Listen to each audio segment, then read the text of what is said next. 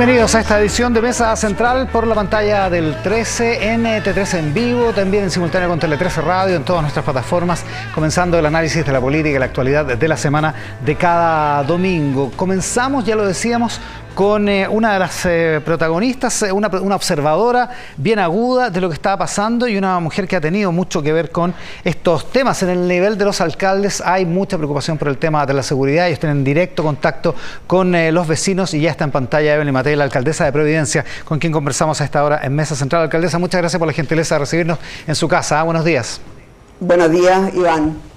Estamos en una semana muy compleja. Muy complejo, ¿no? Háganos una evaluación de esta semana. Ha sido bien duro todo lo que ha pasado. Mire, yo creo que no ha habido ningún otro golpe tan brutal para el actual gobierno como esta semana y el rechazo de la Constitución. Son dos hitos que yo creo que marcan a este gobierno. Y si este gobierno, el presidente, no reacciona muy rápido, no solamente le va a hacer mucho daño a Chile, porque estamos muy contra el tiempo en la lucha contra la delincuencia y contra el crimen organizado, sino que además le va a hacer un daño irreparable y brutal a su gobierno y a todas las coaliciones que están en el gobierno. Usted dice que lo que ha ocurrido esta semana es comparable a lo del plebiscito del 4 de septiembre, que ha sido el momento más duro para el gobierno, sin duda. ¿Por qué es de tal entidad, de tal gravedad lo que ocurrió esta semana? ¿Y qué exactamente de lo que ocurrió esta semana? Es básicamente mirando, Iván, lo que ha sido la reacción de los chilenos. Los chilenos salieron en masa a despedir al Cabo Palma. Y la indignación que hay, que se ha visto, ¿no es cierto?, en los tweets, que se ha visto en la calle, que se ha visto en todo tipo de declaraciones, tiene que ser una alerta para el presidente de que este es un tema que ya no admite ni tiempo ni ligerezas. Yo lo primero que quiero señalar es que no veo ninguna figura política suficiente en este gobierno como para hacerse cargo del tema de la delincuencia. El que más cercano está, obviamente, que es el subsecretario Monsalve. Es el que mayor confianza probablemente genera. Sin embargo, tiene 10.000 cosas que preocuparse y esto requiere un tonelaje y requiere una experiencia de gobierno y requiere una mano firme que no veo en este momento en el gobierno.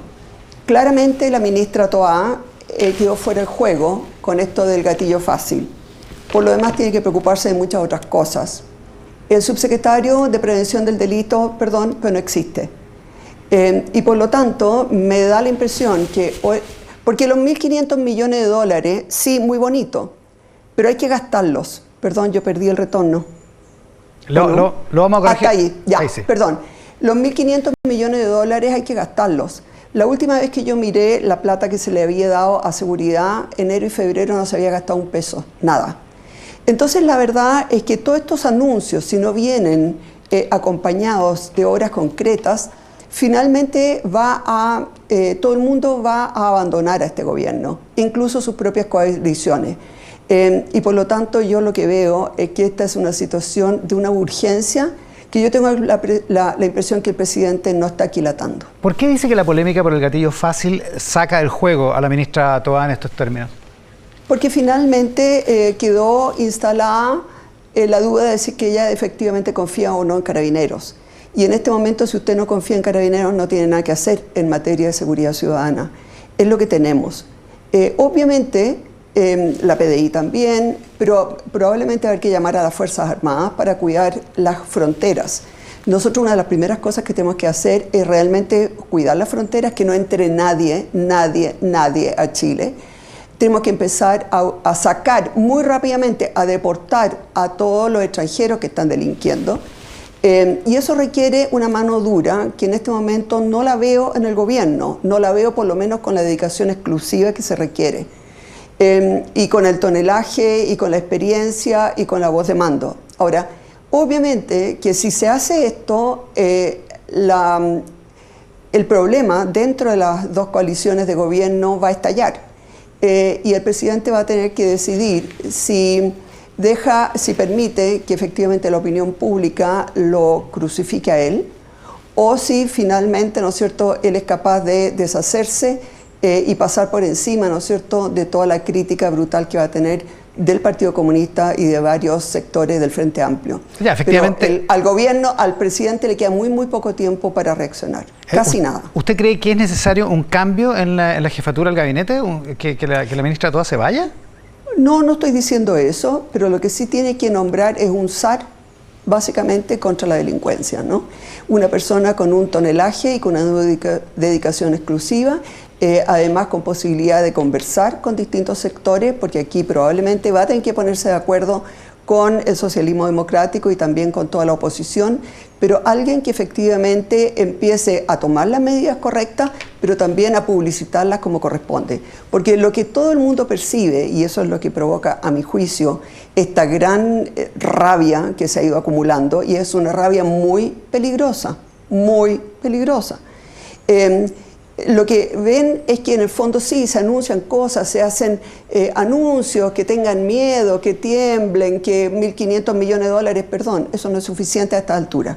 Eso podría haber sido suficiente hace un año atrás, ahora se requiere algo muchísimo más fuerte.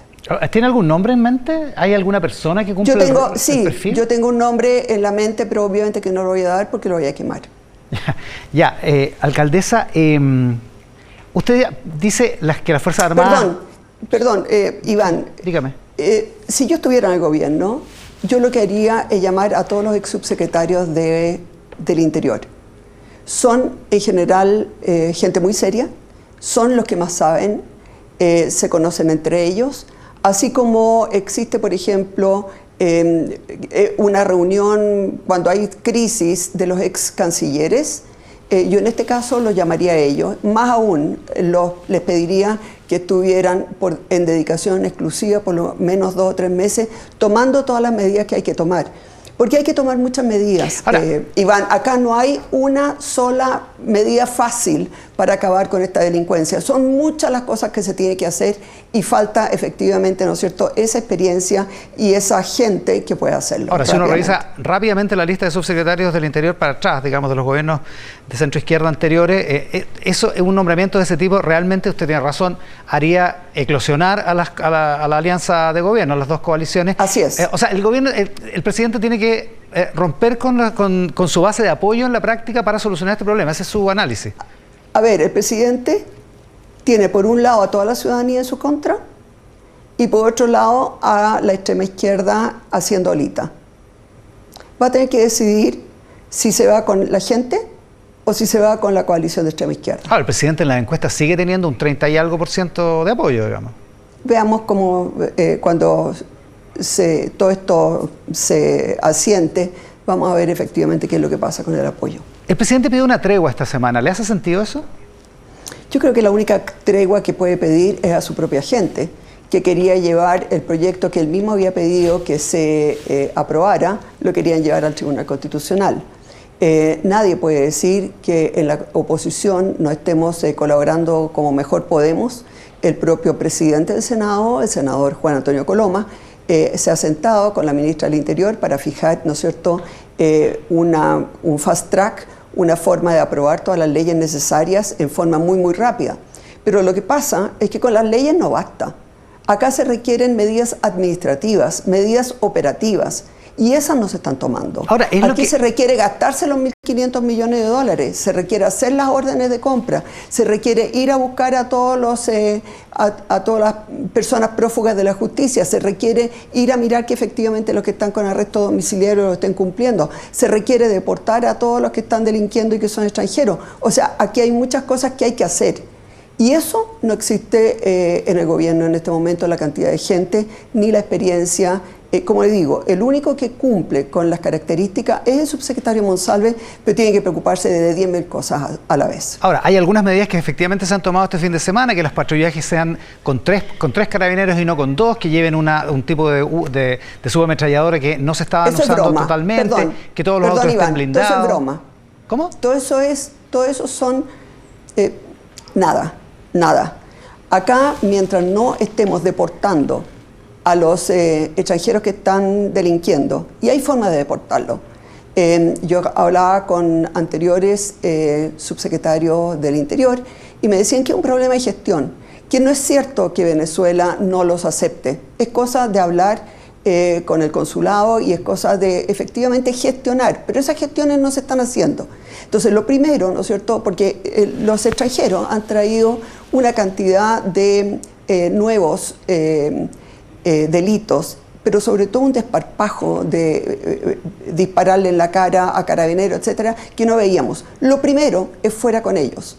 Lo segundo, ¿no es cierto?, es que hay una cantidad de prófugos increíble. Después hay que buscar los escáneres para que estén en los puertos. O sea, la cantidad de cosas que hay que hacer es brutal.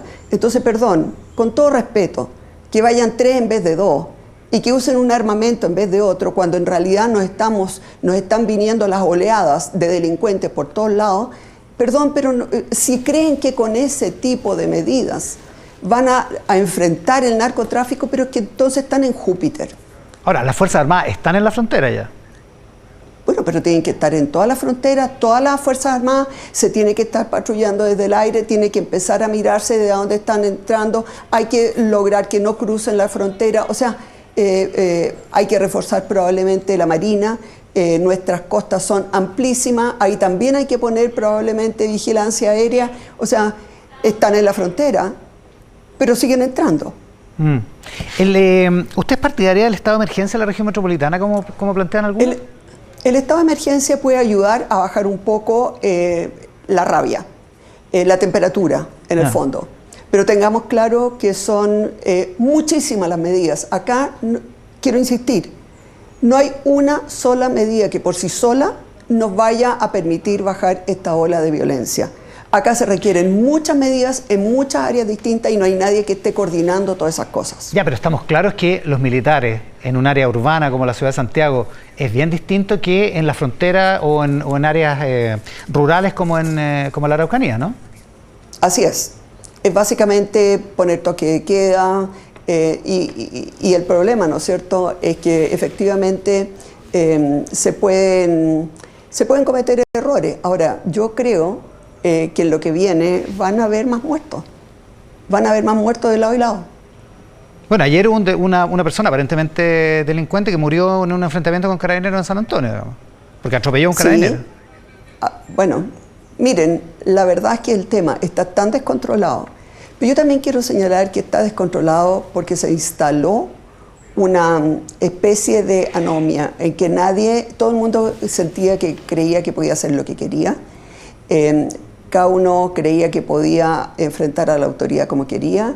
Aquí la crítica ha sido muy fácil, aquí además a los carabineros se les ha degradado. O sea, aquí también tiene que cambiar el lenguaje y la actitud de parte de todo el mundo. Así que esta es una tarea muy, muy grande. Insisto, cuando uno mira, por ejemplo, cómo España logró doblegar a la ETA, ahí, ¿no es cierto?, la Guardia Civil jugó un rol esencial, pero también todo lo que es la inteligencia. Y en este caso en Chile necesitamos una inteligencia que no tenemos, pero también tenemos que seguir la ruta de la plata. ¿En qué está el Servicio de Impuesto Interno? ¿En qué está? Porque a usted, ¿no es cierto?, lo persiguen por cualquier cosa, a los pequeños negocios, etcétera, pero aquí hay gente que se está comprando autos de alta gama y que nadie sabe dónde está sacando la plata. Aquí hay gente que está ampliando las casas, que está comprando sitios, y nadie está preocupado de eso. El Servicio de Impuesto Interno no existe. Aduanas no existe. O sea, no puede ser que tengamos un escáner en el puerto de San Antonio y que haya miles de otros puertos que no tienen nada. No puede ser que solamente puedan funcionar, ¿no es cierto?, la policía marina en los puertos y además hasta las 5 de la tarde. O sea, aquí la cantidad de medidas que hay que tomar, insisto, son muy grandes y no veo a nadie con el tiempo y con la capacidad en el gobierno de tomarla. Entonces, no sacan nada con pedir tregua el presidente, no sacan nada con destinar 1.500 millones de dólares, no sacan nada si es que no tiene una persona en realidad concertando, digamos, todas esas medidas que hay que tomar. O sea, lo que falta es capacidad de gestión para gastar esos 1.500 millones de dólares, porque evidentemente falta personal en la Policía Marítima, falta personal en la Unidad de Análisis Financiero, porque las falta operaciones son exigencia. muchísimas, claro. Falta que alguien le pida al Servicio de Impuesto Interno, preocúpate de esto, esto, esto y lo otro, que le pida a la unidad de análisis financiero, preocúpate de esto, estas personas nos interesan, síguenla. O sea, acá en el fondo se requiere una capacidad de gestión que efectivamente hoy día no existe en este gobierno. Alcaldesa, no más allá existe. de la temperatura, como lo llama usted, de la indignación que hay en muchísima parte de la ciudadanía, ¿cuán grave es la crisis? Hoy día la ministra del Interior, Carolina Toá, en una entrevista de Isabel Caro y Gloria Faúndez en La Tercera, da un efecto, dice, da un ejemplo, dice, por decirlo en simple, lo que tenemos no tenemos en general incremento de los delitos, lo que tenemos es un agravamiento de los delitos violentos. Por decirlo en simple, dice la ministra, si sales hoy día a la calle es menos probable que te asalten respecto a hace 10 años, pero si lo hacen es mucho más probable que el asaltante tenga un arma y esté dispuesto a usarla. Esa es una descripción de la crisis que permite probablemente matizarla desde el punto de vista de la ministra Carolina Toá. ¿Usted coincide en eso? Ese es el gran problema que tiene este gobierno, que dice, no, si este es un problema que viene de hace 20 años atrás. A lo mejor viene de hace 20 años atrás, pero el problema es ahora. ¿Qué van a hacer ahora? Después, esto de dramatizar, no, si no ha subido la delincuencia. Todo el mundo tiene la percepción que está desbordada la delincuencia. Y la ministra del Interior diciendo que no es tan grave. Después, la directora de aduana diciendo que no es tan grave lo del puerto de San Antonio.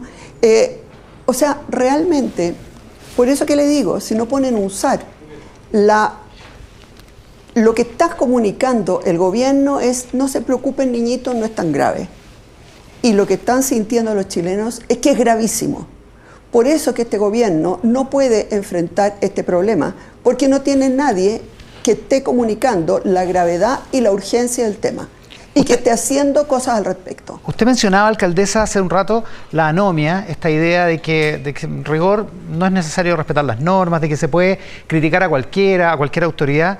Y muchos le criticaron a usted el tuit de la semana pasada o antepasada, donde le decía al presidente madure y gobierne, no en términos de su relación con Gabriel Boric, sino más bien en términos de la institución presidencial, digamos, que está envuelta en ese comentario. ¿Usted se arrepiente de ese tuit? Mire, a mí lo que me gustaría es que realmente todos pudiéramos colaborar, porque claramente el enemigo es la delincuencia, el crimen organizado, es el narcotráfico y el terrorismo. Entonces yo primero parto de la idea de que a mí me encantaría poder colaborar con este gobierno, con cualquier gobierno, con tal de poder ir a enfrentar esos cuatro flagelos. El drama es que cuando el presidente está tuiteando de que se va o anuncia que se va a subir a una patrulla de carabineros, perdón, eso no es propio de un presidente. No es propio. Él lo que tiene que estar haciendo es dirigir la orquesta. Yo tengo la impresión que él no es capaz de dirigir esta orquesta. En algún momento Sebastián Piñera y el ministro Chadwick lo hicieron, digamos. Mire, a mí lo que me importa es que salgamos de este tema. No nos quedemos en dimes, en diretes. El tema es tan grave. Se nos está viniendo en forma tan rápida encima. Los chilenos están tan aburridos y están tan indignados que estamos sentados en un polvorín. Esa es la verdad. Y el que no le den la suficiente importancia y el que crean que puros gestos y anuncios de plata va a solucionar este problema significa que no están entendiendo nada. En ese mismo sentido. Queda muy poco tiempo, Iván. Eso es lo que a mí me preocupa. Hay muy poco tiempo porque en la medida que uno deja pasar esto, el narcotráfico, el crimen organizado se sigue empoderando. Sigue teniendo cada vez más dinero, con el cual va comprando conciencia, con el cual va amenazando, con el cual va extorsionando. Entonces, finalmente, cuando ya es demasiado tarde, uno no tiene cómo luchar contra esto, porque uno nunca sabe quién está corrupto o quién está dando los datos, porque a lo mejor está extorsionado. Por eso que mi urgencia de que es ahora. Y ahora no hay nadie capaz de hacer esto. En esa misma lógica, el sentido de urgencia, ¿cuán complicado es que hay algunas personas que aparentemente están utilizando la crisis o aprovechando la crisis para reposicionarse o posicionarse en una cosa que incluso podría tener características de competencia presidencial, adelantando incluso el debate presidencial? ¿Cuánto le complica a usted, por ejemplo, lo que ha hecho el alcalde Rodolfo Carter en esta materia? Mire, acá lo que a mí me preocupa es que hagamos las cosas bien. que significa tener a la gente que hay que tener detrás de las rejas, que cuando estén detrás de las rejas efectivamente estén en celdas individuales y que no sigan dirigiendo la mafia desde la cárcel, que es lo que ocurre hoy día. En el fondo a mí lo que me interesa son las medidas de fondo. Esas, desgraciadamente, los únicos que las pueden tomar es el Ejecutivo, porque son ellos los que manejan la plata, ellos son los que manejan la gente, ellos son los que manejan la policía, ellos son los que manejan todo. Y por lo tanto, concentrémonos en qué es lo que está haciendo el gobierno. Si el gobierno no lo hace, van a surgir todo tipo de propuestas y la gente en su desesperación nos puede llevar finalmente a cualquier otra cosa. Porque entendamos, la gente está desesperada. A la ministra Toá no le corresponde estar diciendo si hoy día el nivel de delincuencia es mayor o es peor o si es más bajo, etc. No, háganse cargo. Háganse cargo, esto es algo que ya no aguanta más tiempo. Entonces, la desesperación es que aquí finalmente cualquiera empieza a hacer lo que puede y muchas veces lo que pueden son contraproducentes. La alcaldesa de Providencia, Evelyn Matei, esta mañana en Mesa Central. Alcaldesa, muchas gracias por recibirnos ahí en su casa. Buenos días. Mucho gusto. Aludido en la entrevista, está escuchando la última parte, no sé si alcanzó a oírlo completo, el subsecretario del Interior, Manuel Monsalve, está acá en el estudio de Mesa Central. Subsecretario, muchas gracias por la gentileza de estar acá. Buenos días. No alcancé a escuchar toda la entrevista, así que no Pero sé vio qué que habló de parte... usted. No alcancé a escuchar. Yo le cuento. La alcaldesa Matei dice, en el gobierno, el único que está en condiciones de seguir haciendo este trabajo correctamente es el subsecretario del Interior, Manuel Monsalve, porque dice, la ministra del Interior quedó descalificada por el tema del gatillo fácil, el subsecretario de Prevención del Delito, cito a la alcaldesa, no existe, en fin, y usted lo rescata y dice, tiene que hacer la pega, pero aquí lo que hay que hacer es nombrar un SAR antidelincuencia, una persona con experiencia, ahí habría que ver la lista de subsecretarios del Interior antes que conocen este trabajo. Básicamente es el planteamiento. ¿Cómo lo ve? Bueno, Iván, yo creo que finalmente, para las personas que nos ven, Chile tiene una crisis de seguridad. Uno podría entregar los elementos, los fundamentos que justifican esa afirmación, pero yo solo recordar lo que hemos reiterado varias veces. Informe de narcotráfico, Observatorio de Narcotráfico del Ministerio Público, del año 2018, del año 2019, del año 2020, del año 2021, advirtiendo al país y a todas las instituciones del país que Chile progresivamente estaba enfrentando un crimen organizado más complejo, más sofisticado, más poderoso, con más armas. Segundo, ¿y esas alarmas no se tomaron en cuenta? Esas alarmas, desde mi perspectiva, no se tomaron en cuenta en la oportunidad que correspondía. Segundo, tendencia persistente al alza de delitos violentos. No de ayer, no de hace un año, de hace 10 años que persistentemente en Chile hay más delitos violentos. Y la gente coincide con el análisis que hace la ministra en sus casas. A propósito, ¿usted coincide con el análisis que hace la ministra en la tercera de hoy día? Donde ella dice, hay menos delitos, lo que pasa es que son más violentos, uno tiene menos posibilidad de que lo asalten en la calle, pero si te asaltan, va a ser con un arma. Hay que coincidir con las cifras. Y las cifras muestran que si uno toma los delitos de mayor connotación social, efectivamente vienen con una tendencia persistente a la baja, pero los robos con intimidación, los robos con violencia y los homicidios desde hace 10 años que tienen una tendencia persistente al alza. O sea, cada día que pasa, Chile ha sido un país que tiene más delitos violentos. Tercer dato, esos delitos violentos se cometen cada vez en un mayor porcentaje con armas. En particular, los homicidios, un 58% con la participación de armas de fuego. Cuarto dato que fundamenta que estamos frente a una crisis, los imputados desconocidos en homicidios. Pasamos del 27% el año 2018 al 48% el año 2022. Claro, es probable que no sepamos quién mató a 4 personas en Quilpué ayer, digamos. Está en manos de la Policía de Investigaciones, pero en la mayoría de estos casos, claro. En la mayoría de estos casos, lo que demuestra es una planificación previa al homicidio. No es un homicidio circunstancial. O sea, hay una planificación. Tiene características mafiosas, digamos. Tiene evidentemente se da en el marco de la participación de bandas u organizaciones criminales que tienen armas, que planifican, que actúan en grupo y que determinan el momento en que van a producir esos homicidios. Quinto elemento, estos delitos violentos y particularmente los homicidios se producen en la vía pública. 60% se están produciendo en la vía pública. Estamos en una crisis en materia de seguridad. Uno puede entrar a la reflexión de qué es lo que se hizo antes. Uno podrá preguntarle a la coalición de gobierno qué reflexión hace respecto a su conducta anterior. También uno podría hacerse la reflexión de qué decisión relevante se tomó antes de llegar a este gobierno para fortalecer las policías o para luchar de manera eficaz con el crimen organizado. Pero como aquí se ha dicho, a los gobiernos, respecto a las crisis, les corresponde hacerse cargo y sacar al país de la crisis. Ahora les toca gobernar, como dijo y la por lo tanto portavoz. nos corresponde gobernar y no eludimos esa tarea, y por lo tanto es bien importante, y van a colocar dos temas. ¿Cómo espera el gobierno del presidente Gabriel Boric en materia de seguridad dejar el país? ¿Cuáles son las cosas relevantes que van a pasar durante el gobierno del presidente Gabriel Boric que le permiten permitir a los chilenos pensar que vamos a salir de esta crisis? Y segundo, ¿cuáles son las medidas de corto plazo, las que estamos tomando de inmediato para enfrentar la crisis? Ya, y ahí hay un mix, ¿no? Las medidas de corto plazo y este anuncio sustantivo, digamos, 1.500 millones de dólares agregados a la seguridad, sacados del presupuesto, sin reasignaciones, digamos, presupuesto nuevo, digamos, es lo que se entiende. Y ahí es donde la alcaldesa Matei, la cito a ella porque acaba de pasar, digamos, pero es probable que haya otras personas en la oposición que piensen parecido, dicen, bueno, aquí lo que hay que hacer es gestionar esos 1.500 millones y ahí, siempre, permítanme la duda, dicen ellos. Sí, la duda siempre es natural en la gestión pública, pero yo hacer una formación y acompañarla de datos. Cuando termine el gobierno del presidente Gabriel Boric, este gobierno va a ser el que más respaldo le va a haber dado a Carabineros en materia objetiva. Vamos a tener policías más fortalecidas, más preparadas, más profesionalizadas, más equipadas y también más cuidadas. Digo esto a partir de lo que se está diciendo hoy día, pero también respecto a lo que se ha hecho durante el transcurso de estos meses de gobierno, de este año de gobierno. Se tomó la decisión de destinar recursos a la renovación del parque vehicular de Carabineros. Claro. 55% del parque estaba obsoleto, sí, esa fue la herencia que recibió el gobierno y se hizo cargo de esa herencia, destinó recursos a la reposición vehicular. Decidió destinar... Y los nuevos ya vienen blindados, digamos, decidió, como bueno, ayer, ¿no? acabamos de adjudicar 1.054 que vienen blindados. Decidió apoyar el cambio de uniforme de Carabineros que va acompañado de medidas de seguridad, particularmente por los chalecos antibalas.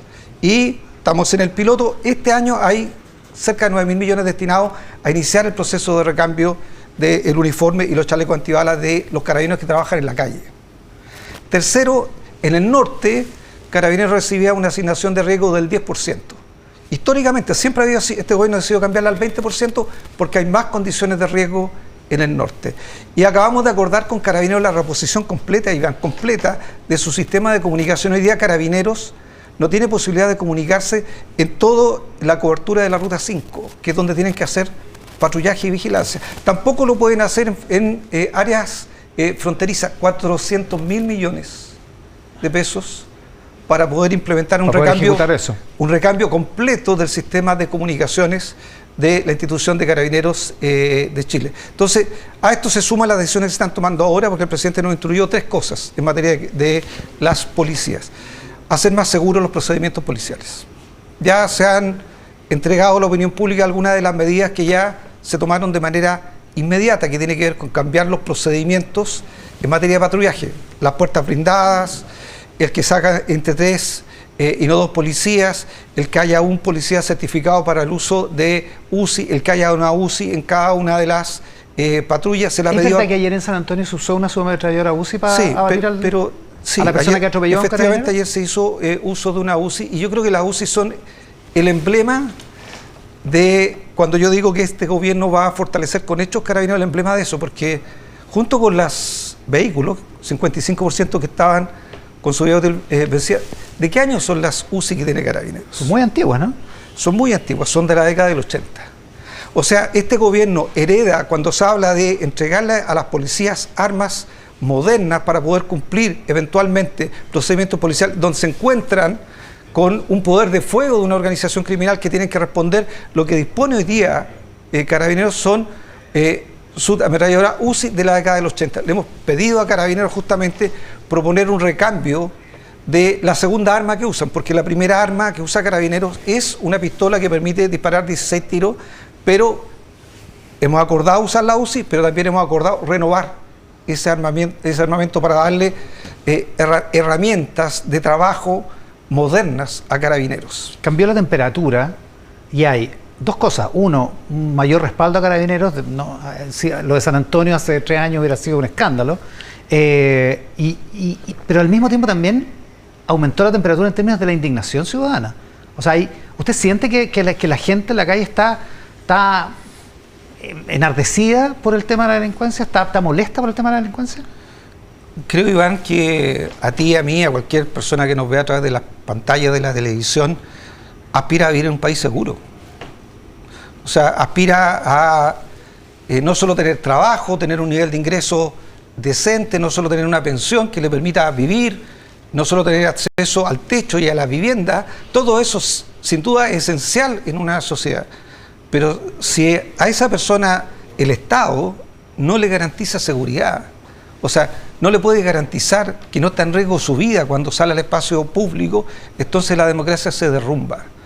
Por eso es que creo tan importante reiterar, primero, que la seguridad es un derecho, que el Estado tiene la obligación de garantizar a las personas. Segundo, que tiene que ser una política de Estado, porque hoy día gobierna un gobierno centroizquierda, mañana a lo mejor va a gobernar un gobierno de derecha, y la seguridad va a seguir siendo un derecho indispensable de garantizar por las instituciones del Estado. Entonces, junto con las policías, lo segundo que va a heredar este gobierno son instituciones más preparadas y con más capacidades para luchar contra el crimen organizado. Y me refiero a lo siguiente, al Ministerio de Seguridad Pública. Me refiero, por ejemplo, al proyecto de ley que se va a ingresar para el fortalecimiento del Ministerio Público, indispensable para la persecución penal y para que no haya impunidad en Chile. La ley de ciberseguridad que va a ser despachada durante el primer semestre de este año. El Sistema Nacional de Inteligencia moderno, actualizado. La creación de fiscalías supraterritoriales, el fortalecimiento de la unidad de análisis financiero para la persecución de lavado de activos. Estas instituciones tienen que colocarse a la altura, y para eso el gobierno tiene proyectos de ley que se están tramitando en el Congreso el día de hoy. Entonces, la segunda herencia, además de las policías, es que este gobierno va a llevar a las instituciones del Estado a un mejor nivel para garantizar ese derecho a la seguridad y a un mejor nivel para dotarlas de capacidades que le permitan efectivamente enfrentar el tipo de crimen que están viviendo las sociedades el día de hoy. Lo que pasa es que, como dice usted, las cosas ocurren ahora, y ahora es donde hay que encontrar soluciones, y en ese sentido hay una especie de clima. Hay un escáner que se lo llevaron del Biobío a San Antonio, porque en San Antonio la cosa era más o menos grave, pero la directora de aduanas dice que no es tan grave. Hay un problema con las migraciones, y el director de migraciones dice, no, es que lo que pasa es que la inmigración irregular, ser inmigrante irregular no amenaza el Estado de Derecho o el interés público o el orden público necesariamente. Como que hay una mirada de complicación. La Policía Marítima tiene apenas 100 efectivos. O sea, parece haber un estado de cosas donde se le tiende a bajar el tono, se le tiende a bajar el perfil, y tal vez eso también contribuye a la indignación, digamos. Me parece muy bien lo que tú planteas, porque lo que la gente necesita saber es que se están tomando decisiones ahora. Es necesario que los gobiernos piensen en el tipo de instituciones que van a dejar, pero también es necesario que resuelvan los problemas hoy día. Política Nacional contra el Crimen Organizado, entregado al presidente de la República en diciembre. Primera política nacional contra el crimen organizado en la historia del país. Puerto de San Antonio. Vamos específicamente al puerto de San Antonio. ¿Qué consideró la Política Nacional contra el Crimen Organizado en el caso del puerto de San Antonio? Primero, incorporarlo al Plan Global de Contenedores. Naciones Unidas vino a Chile, está desde marzo capacitando al personal del puerto de San Antonio para incorporar al puerto de San Antonio al programa global de contenedores. Eso se está haciendo ahora, no se está esperando crear una institución, se está haciendo hoy día en el marco de la Política Nacional contra el Crimen y en el marco organizado. De la detección de Naciones Unidas de que es un punto de que es neurálgico, un punto estratégico, igual como lo es el puerto de Iquique. Ahora, ¿qué implica este programa global de contenedores? Es que vamos a contar con la inteligencia de todo el mundo para decidir cuál del 1.800.000 contenedores que pasan por ese puerto tienen que ser fiscalizados y escaneados. Y para escanearlos, la Política Nacional contra el Crimen Organizado y los 69.000 millones de pesos que aprobó el Congreso en el marco de esa política permiten que hayamos destinado recursos para la adquisición de un portal escáner en el puerto de San Antonio, como también se hizo en el caso de Colchane, como también se hizo en el caso de Chacayuta y como también se hizo en el LOA. Ya, ese va a llegar y lo van a devolver a Talcahuano, entonces. Nosotros vamos a dotar al puerto de San Antonio de equipamiento moderno, igual como a Colchane, como a Chacayuta y como al LOA, porque las organizaciones transnacionales ocupan al país como un país de destino, porque no nos olvidemos, finalmente el crimen organizado es un negocio, y el negocio se da en torno a distintos delitos, uno de ellos el narcotráfico, y pasan por los puertos chilenos, pasan drogas y pasan armas, y por lo tanto es un país de paso. Vigilar bien los puertos, tener tecnología que permita fiscalizar bien y tener inteligencia para fiscalizar bien es una tarea esencial que se está llevando a cabo ahora. No se está esperando, es parte de lo que el gobierno le propuso al país en la política nacional contra el crimen organizado y que además puso recursos para llevarlo a cabo. Ya, es un país de paso, pero también parece que es un país de llegada de nuevas bandas, porque lo que estamos viendo en las calles, yo diría que se lo vemos a diario, y usted lo sabe mejor que yo, porque usted está mejor informado, es que hay crímenes de tipo mafioso prácticamente todos los días, que lo que indican, el indicio es que hay una especie de guerra de bandas en distintas ciudades del país, en lugares que antes no pasaba nada, como en Quilpué, subsecretario. Bueno, pero es lo que viene advirtiendo, Iván, el Ministerio Público a través del Observatorio de Narcotráfico del año 2018. ¿Por qué? Porque Chile es un país de paso, también se ha transformado en un país de destino, porque aquí se consume droga en Chile, y también se ha transformado en un país productor, con un cambio sustancial en el tipo de droga que está presente en Chile. Hoy día el 70% de la droga que se incauta es marihuana elaborada. Eso no ocurría hace 5 años ¿Qué se hace atrás. en Chile? En Chile. El 70% de la droga que se incauta hoy día es marihuana elaborada que se produce en Chile. Una parte de esa marihuana. Por eso lo que tú planteas es extraordinariamente relevante. Cómo se combate este tipo de crimen que estaba vinculado a la droga, pero que hoy día también está vinculado al tráfico ilícito de inmigrantes, a la trata de personas y al contrabando, y por tanto hay organizaciones que estaban en otros países que vienen a Chile a ser parte de este negocio. ¿Y cómo se combate? Bueno, yo quiero volver a insistir en lo que queda por hacer, pero también en lo que se ha hecho. Fue despachado el Congreso, escuchaba una entrevista poco antes de llegar aquí, fue despachado el Congreso el proyecto de narcotráfico para golpear el patrimonio de las organizaciones criminales y para sancionar con severidad a quienes usan niños, niñas y adolescentes para la comisión de delitos proveyéndolos de armas.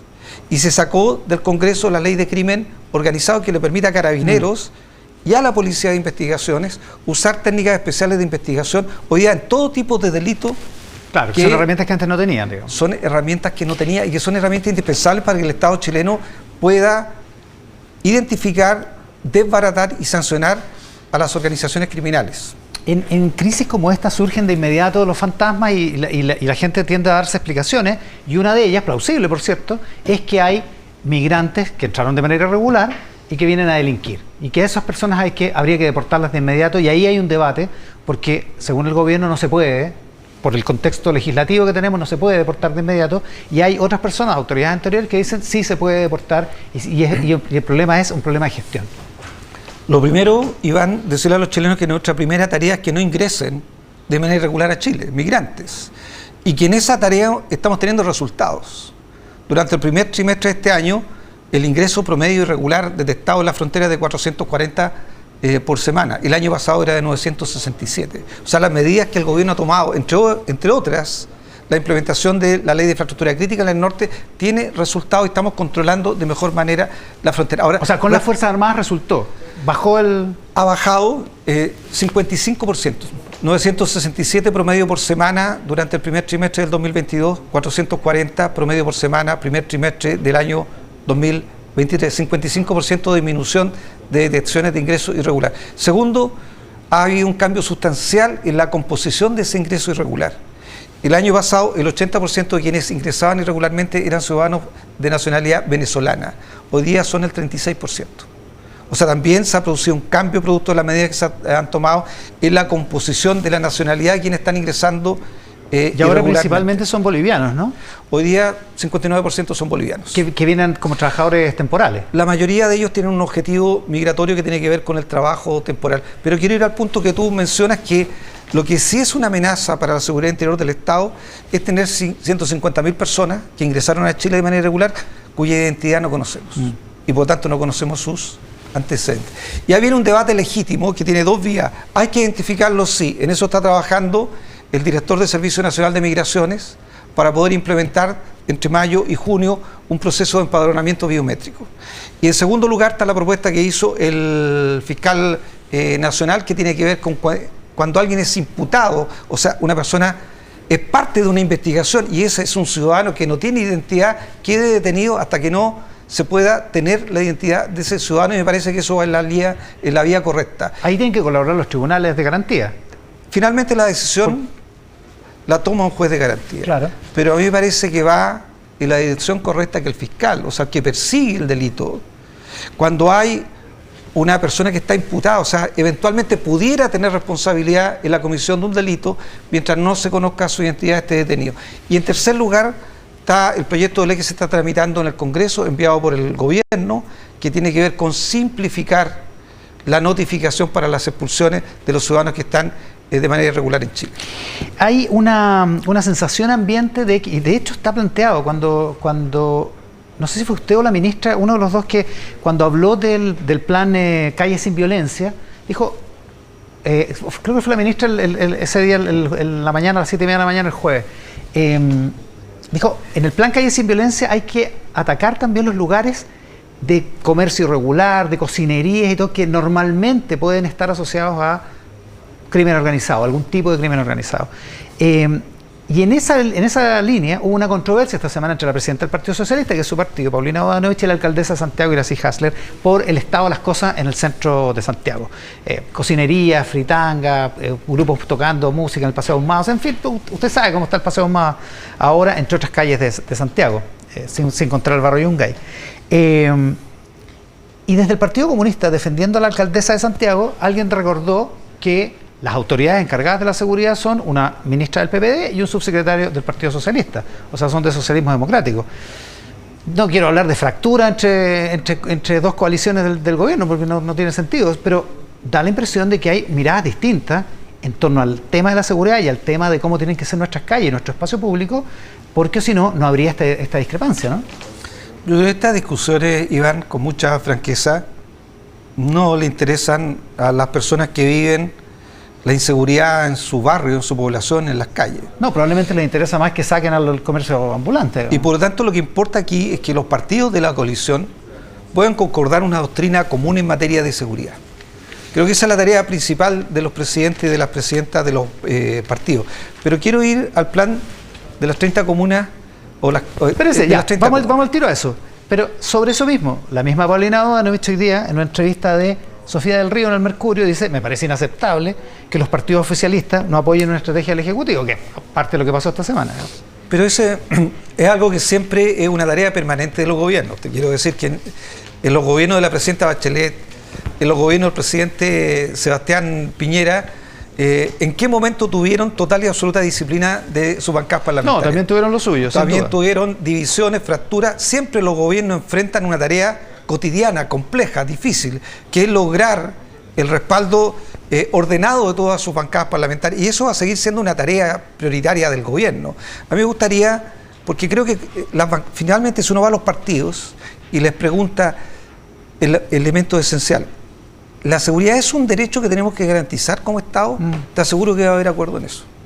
¿La seguridad tiene que ser una política de Estado? Yo creo que va a haber acuerdo en eso. Tenemos que tener políticas públicas que tengan evidencia para resolver los problemas de seguridad que tiene el país. Yo creo que va a haber también acuerdo en eso. Entonces, claro, respecto a principios, nos podemos colocar de acuerdo, porque lo que la gente requiere hoy día en Chile en materia de seguridad es que las instituciones y los actores públicos trabajen en acuerdo y en colaboración. Eso es lo que requiere el país. Quiero preguntarle por el plan Calle Sin Violencia, pero cuando pasa eso y el gobierno dice, por ejemplo, que apoya a la fiscalía, que dice quiero en prisión preventiva a cualquier persona imputada que no tenga papeles, que esté en situación de ingreso irregular, eso choca con una postura que a lo mejor es impopular, pero es totalmente legítima en partidos que apoyan al gobierno, de la coalición de gobierno, que antes sostenían que la inmigración es un derecho y que por lo tanto cualquier persona, incluso en estado de ingreso irregular, tiene derecho a estar en el país. La migración, Iván, es sin duda un derecho, pero la migración regular. O sea, las personas que ingresan, el migrante que ingresa regularmente a Chile está ejerciendo sin duda un derecho. Y para eso, efectivamente, hay canales de migración regular y por eso es que el compromiso del gobierno del presidente Boric es tener una migración regular, ordenada y segura. Ya, pero eso, ahora, el ingreso irregular, hace que no sea un derecho emigrar, el ingreso irregular a un país no es un derecho. No puede ser un derecho. No es un derecho. Ya, pero hay una parte de la coalición que piensa eso. Usted sabe eso. Por lo tanto, debe ser irritante para ellos que el gobierno opte por otra vía, por esta definición que usted acaba de hacer. Pero quiero volver a insistir en este punto. El compromiso del gobierno es claro y del presidente es claro.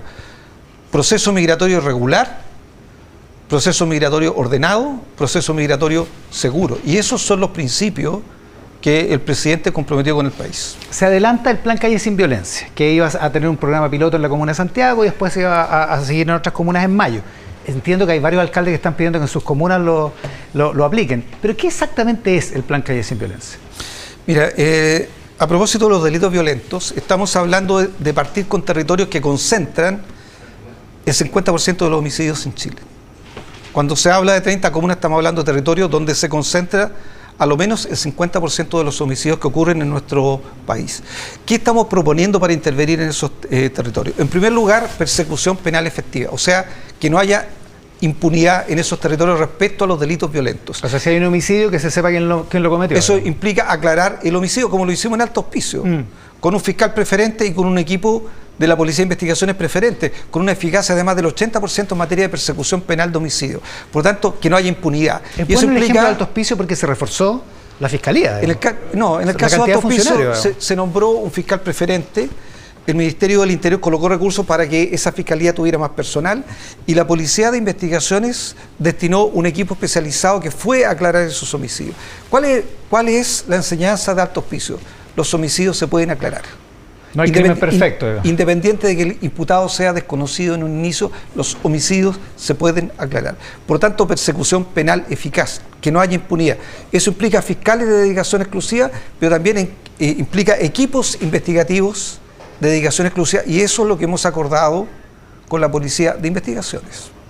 Destinar equipos especializados a la investigación de los homicidios en esos territorios. Persecución penal. Segundo, vigilancia o patrullaje policial efectivo. O sea, que en esos territorios haya patrullaje policial bajo un modelo que garantice cierta eficacia y efectividad. Y en este caso hay un modelo de patrullaje acordado con Carabineros de Chile para esos territorios. En tercer lugar, control y fiscalización efectiva en materia de armas.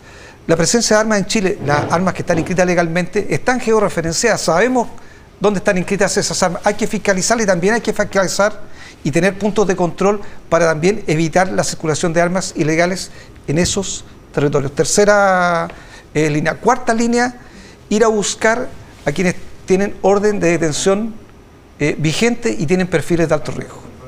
Quinto, una intervención preventiva en la estructura social de ese barrio. En eso consiste la intervención, y este es algo que veníamos trabajando, así como lo hicimos el año 2022 para construir una política nacional contra el crimen organizado. Nuestra tarea ahora era construir un plan contra delitos violentos, que es lo que estamos iniciando en estas 30 comunas. ¿Y qué es lo que buscamos? Disminuir el temor y evidentemente disminuir la cantidad de delitos violentos. Subsecretario, nos tenemos que ir al corte, pero le quiero preguntar una cosa que no tiene que ver con la decisión de un canal de televisión de despedir a una periodista. Tiene que ver con otra cosa. Hay una periodista que tuvo un incidente que molestó a los carabineros y un general de carabineros dijo: yo no voy a salir a hablar, no voy a salir a entregar la información hasta que esta periodista salga de este lugar, hasta que se vaya esta periodista. Hay muchos que piensan que ahí se está dañando el derecho a la información y que no corresponde que ninguna autoridad de ningún tipo pueda poner cortapisas a la entrega de información que está obligada a entregar porque le molesta la presencia de alguna determinada persona por la razón que sea. ¿Qué piensa el gobierno respecto de la actitud de ese general que, por cierto, se dio en un contexto muy particular? Había sido asesinado un carabinero muy pocas horas antes. O sea, tenemos claro cuál es el contexto de esa decisión, pero en términos de principio, ¿el gobierno respalda que una autoridad, cualquiera sea esta, le ponga cortapisas a la prensa? Bueno, yo creo que un principio básico de la democracia, Iván, es la libertad de prensa. Y la autoridad no puede condicionar esa libertad de prensa. Y por lo tanto considero que son hechos que no podemos normalizar. Es cierto que se dio en un contexto particular, y en ese contexto, además de, creo que defender la libertad de prensa es una tarea básica de las instituciones democráticas. Y que uno puede comprender el contexto, pero también tiene que mirarlo en los principios que deben guiar la conducta de un país. Y a mí me parece que no son ese tipo de hechos lo que deben conducir al país. Primero, creo que es muy importante la buena fe con la que actúan las personas. Y en este caso entiendo que la periodista actuó de buena fe, cometió un error, pero de inmediato, porque fue en el acto, pidió disculpas y cambió, ¿cierto?, y por tanto expresión, cambió su expresión, y yo por lo tanto asumo que la periodista actuó de buena fe. No, como ella muy bien lo dice, no era su intención causar ningún daño. En segundo lugar, también uno puede comprender las condiciones de conmoción que vive el país y por tanto la forma que se reacciona en el momento, pero vuelvo a insistir, cuidar la libertad de prensa y por lo tanto la libertad de opinión es una tarea esencial de las instituciones democráticas. Subsecretario, muchísimas gracias por la gentileza de venir esta Muchas mañana gracias a ustedes. al estudio. Nosotros vamos a una pausa, volvemos en el siguiente bloque con el director de Criteria, con Cristian Valdivieso, para hablar sobre cómo el proceso constituyente está impactando a los chilenos, o no, de acuerdo a los últimos datos de una encuesta que revelamos esta mañana. Hacemos mesa central por la pantalla del 13, en T13 en vivo, por cierto, también en Tele 13 Radio en simultáneo y en todas nuestras plataformas. La pausa y estamos de vuelta. Está presentando Mesa Central. Ya estamos de vuelta en Mesa Central por la pantalla del 13 en simultáneo, en Tele 13 Radio, en T13 en vivo, en todas nuestras plataformas en rigor. Y estamos con Cristian Valdivieso, director de Criteria, que viene cada par de semanas a vernos acá con datos muy interesantes sobre el proceso constituyente, que en rigor todos sospechamos que está un poco frío en términos de temperatura. Bienvenido, Cristian. Hola, Iván, ¿qué tal? Buenos días. Así está, pues está bastante frío, más frío que el invierno que nos llega, como comentábamos al principio. Efectivamente, un proceso que está muy frío, que vamos a ver ahora en los datos, desde el punto de vista de la gente está muy distante, no hay ánimo constituyente, este famoso momento constitucional. Parece haber pasado. Donde la sociedad siente que un cambio en la Constitución es un cambio en las condiciones del juego, donde hay ánimo deliberativo, mucho cabildeo, etcétera, donde la discusión política se toma. La sociedad hoy día no existe, no está, y por lo tanto la Constitución como un dispositivo capaz de generar los cambios que la gente está demandando no prende, no es vista como político, tal, como un dispositivo político, exactamente, claro. que a través del cual se pueden vehiculizar los cambios demandados por las personas, como si estuvo en algún minuto. Claro, que sería interesante compararlo con otros países, ya habrá que ver ese estudio, pero lo podemos comparar con el proceso anterior, que es lo que hace esta encuesta. Con nosotros mismos. Ya, esta encuesta es entre el 1 y el 4 de abril, o sea, claro, hasta el martes de esta semana. De marzo, todavía no ha llegado. De abril, perdón. De abril, sí. Hasta el martes de esta semana, Exacto. 1000 casos. 1000 casos, nacional. 1000 personas que respondieron a nivel nacional. Ya, empezamos a mirar los datos de esta encuesta. Interés comparativo entre ambos procesos constituyentes. Ahí está la primera. La pregunta es, ¿cuán interesado estás tú en el nuevo proceso de cambio constitucional? La misma pregunta en abril del 2021 y 2 años después, exacto, en abril del 2003. A un mes de ambas elecciones. Claro, pero hoy estamos a 4 semanas, 4 semanas de la elección de consejeros. El 60% estaba muy interesado en el nuevo proceso y ahora es el 31%, es la mitad de la mitad. La mitad de la población, exacto. Menos de un tercio de la población. Claro, entonces, bueno, esto es algo de lo que yo he venido cacareando y como Criteria hemos venido alertando desde que se acordó el proceso constituyente, que tenía una gran ventaja este proceso, que era el gran acuerdo de un amplio espectro político por sacar adelante una nueva constitución, claro, que era distinto a lo que pasó en la constitución anterior, donde el apruebo y el rechazo se marcaron con mucha fuerza en términos políticos. Pero el problema que tenía este proceso era que no generaba atracción en la sociedad, y desde esa perspectiva tiene un riesgo que la gente se sienta absolutamente desacoplada, marginada. Entonces, este ánimo que uno veía en diciembre cuando se aprueba el proceso en el mundo político, porque habían llegado a un acuerdo muy costoso, complejo, etcétera, es un ánimo que la población no está. Y eso es importante claro, tenerlo en cuenta. Entonces, el riesgo de un desacople nuevamente entre una política que siente que está solucionando los problemas a través del tema constitucional o del cambio constitucional y una sociedad que no ve o que se siente marginada de esto y que siente que las prioridades hoy día son otras, es grande, porque ese desacople finalmente incide en cuánto se compromete la gente. En esta encuesta no alcanza a entrar la franja de publicidad política que empezó el viernes, pero la otra pregunta que está asociada a esta es más o menos parecido al resultado.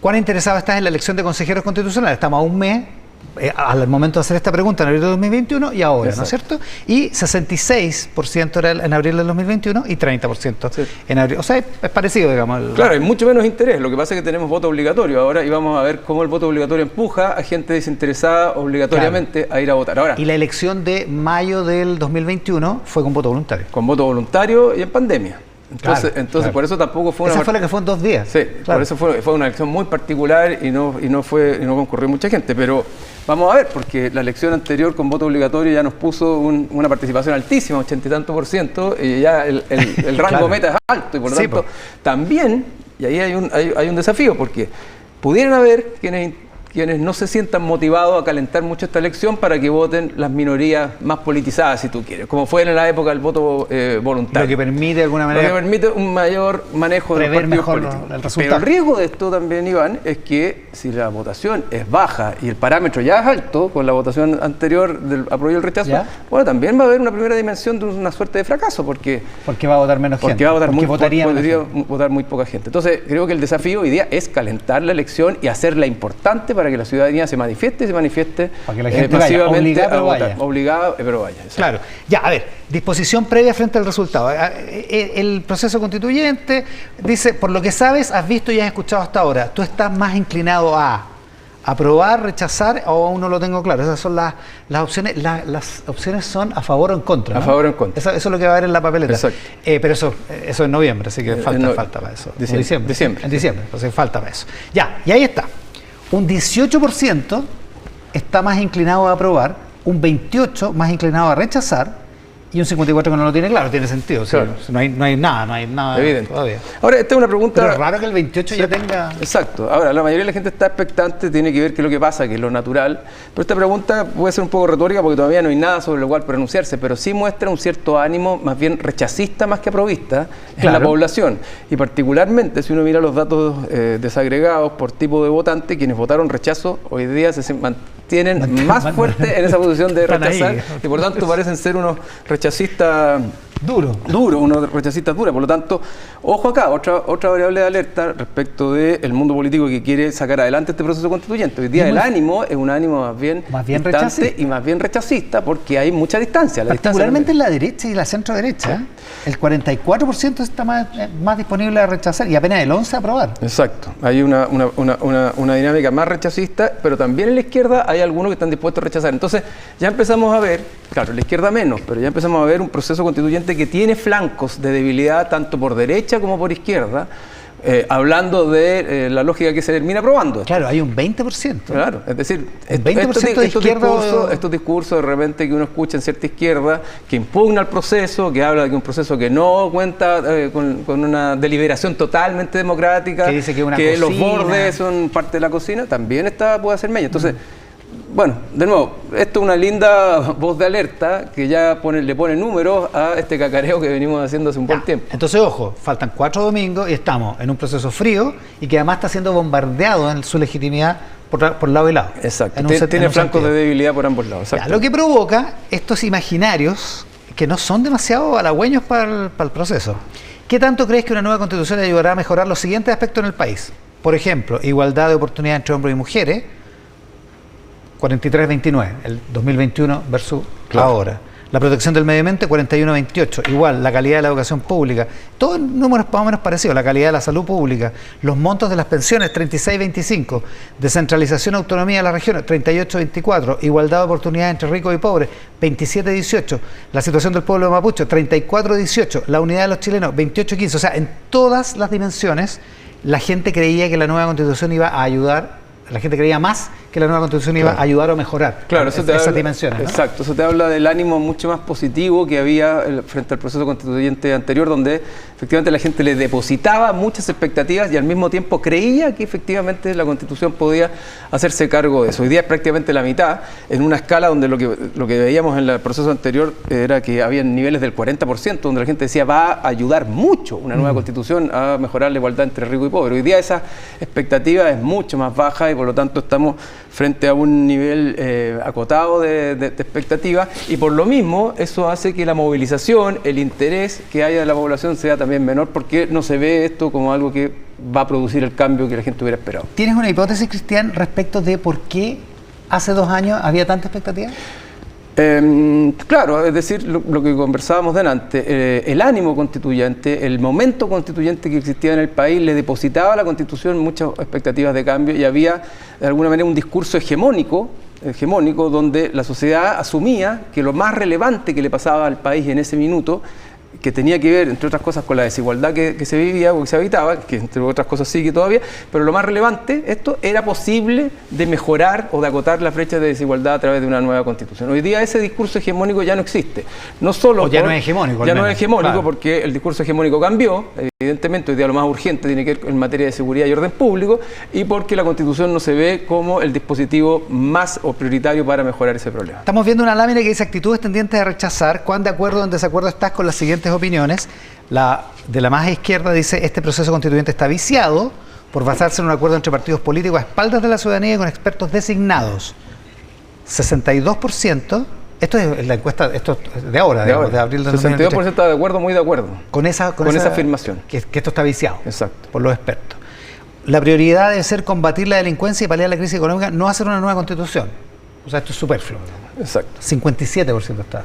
Contra 21 que está en desacuerdo. Y los que ni lo uno ni lo otro no están graficados, no, pero efectivamente. Otro proceso constituyente es un gasto de recursos y tiempo que el país no se puede permitir. Claro, la misma línea de lo superfluo, digamos, ¿no? Exacto. Estoy cansado del tema constitucional. 52% está de acuerdo con eso. Exacto. Bueno, también tiene sentido que estén cansados. Sí, el cansancio y el agotamiento constitucional, exacto.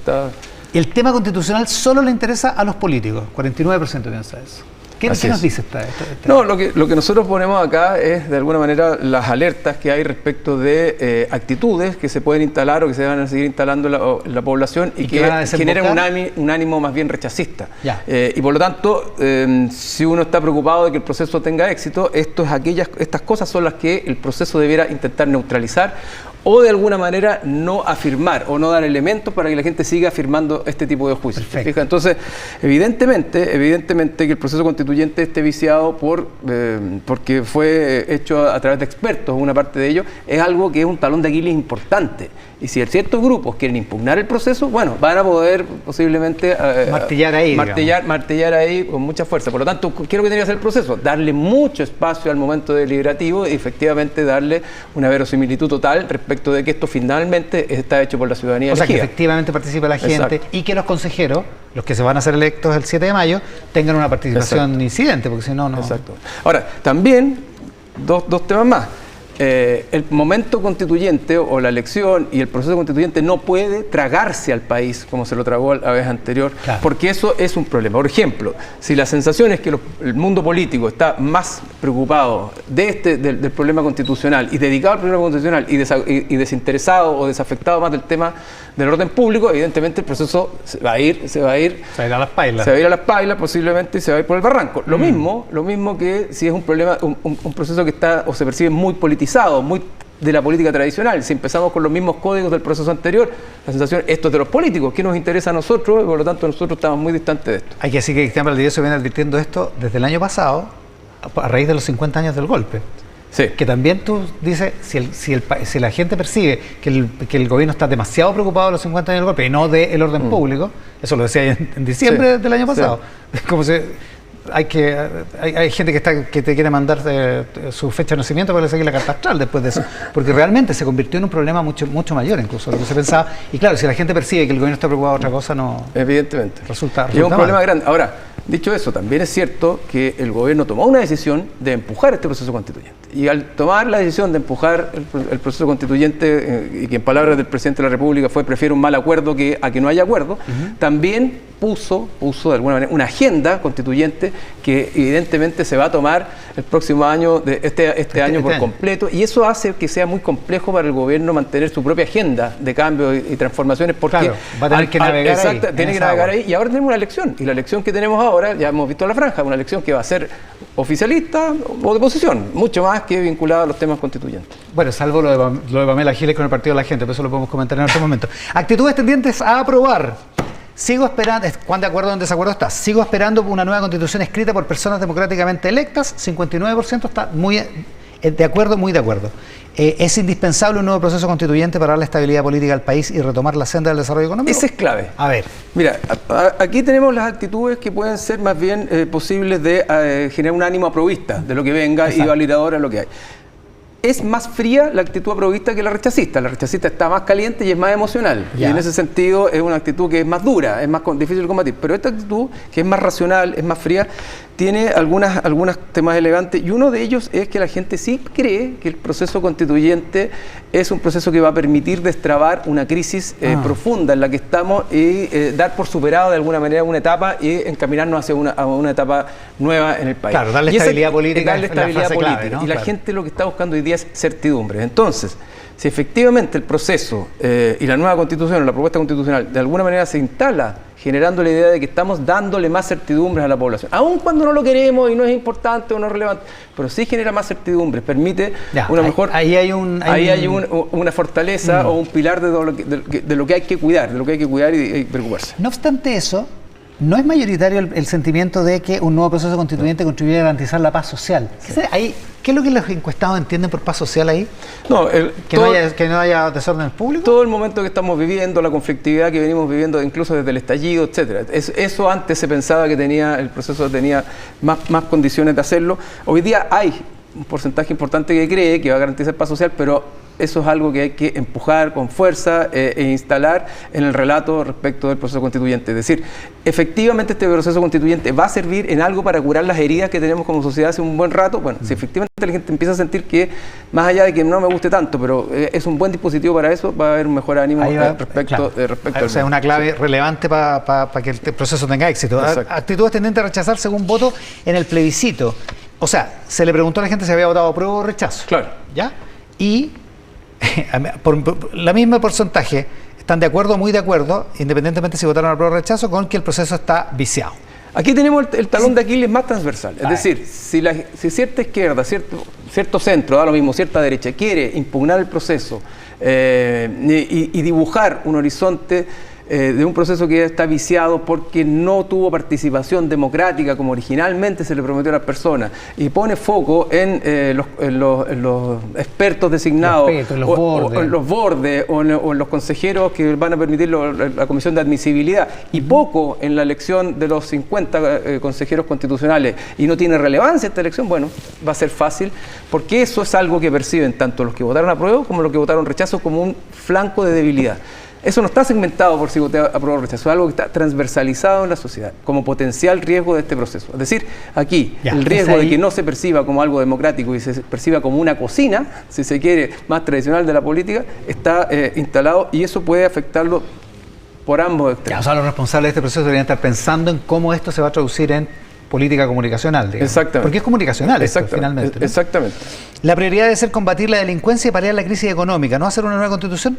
Es muy fuerte entre los que votaron rechazo esto. Exacto. Aquí lo que tenemos después en las otras son muchas más inclinaciones para quienes votaron rechazo a estar a favor o más sintonizados con estas actitudes más rechacistas. Y evidentemente el mundo del rechazo y que empujó el rechazo va a tener que convencer a quienes convenció de que había que rechazar la constitución anterior, de que esta constitución efectivamente es una buena alternativa. Esta sí que sí, esta una que nos una, o todas esas cosas, tiene que hoy día materializarlo, porque la gente quedó más bien rechazadora per se, más que buscando una mejor constitución. Qué buena esa, sí. La gente quedó rechazadora per se. Ya, última lámina. Sí. Actitudes tendentes a aprobar según voto en el plebiscito, y ahí un 84% de los que votaron apruebo siguen esperando, están de acuerdo que siguen esperando una nueva constitución escrita por personas democráticamente electas.